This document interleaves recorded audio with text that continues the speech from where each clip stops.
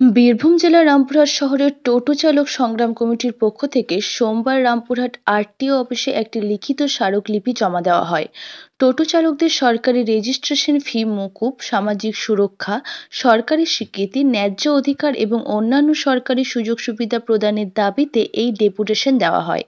সকাল 10টা নাগাদ রামপুরহাট কলেজ মাঠে বিপুল সংখ্যক টোটো চালক একত্রিত হন। এরপর সেখান থেকে মিছিল আকারে রামপুরহাট পাঁচমাথা ও কামারপট্টি হয়ে শহর পরিক্রমা করে তারা আরটিও অফিসে পৌঁছান।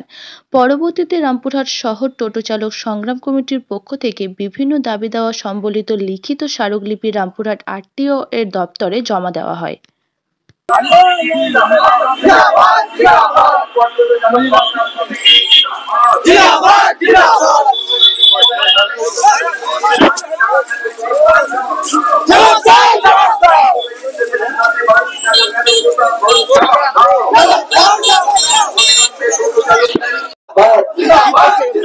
বিষয় হচ্ছে যে গোটা রাজ্যে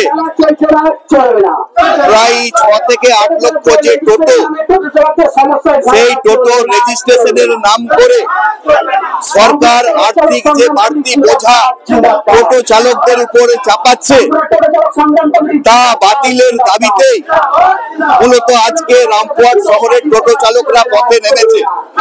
আমরা প্রশাসনের দৃষ্টি আকর্ষণ করছি যে অবিলম্বে রেজিস্ট্রেশনের ফি মকুব করতে হবে, তার সাথে সাথে টোটো চালকদের সামাজিক সুরক্ষা এবং সরকারি যেসব সুযোগ সুবিধাগুলো রয়েছে, বিশেষ করে টোটো চালকদের বীমার ব্যবস্থা করতে হবে।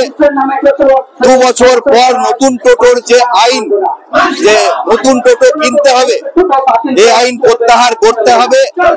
রেজিস্ট্রেশনের সময়সীমা বৃদ্ধি করতে হবে।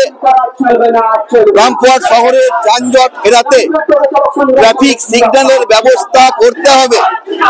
এই কয়েকটি দাবি নিয়েই মূলত এআরটিও অফিসে রামপুরহাটে আজকে আমাদের এই টোটো চালকদের নিয়ে ডেপুটেশনের কর্মসূচি নেওয়া হয়েছে।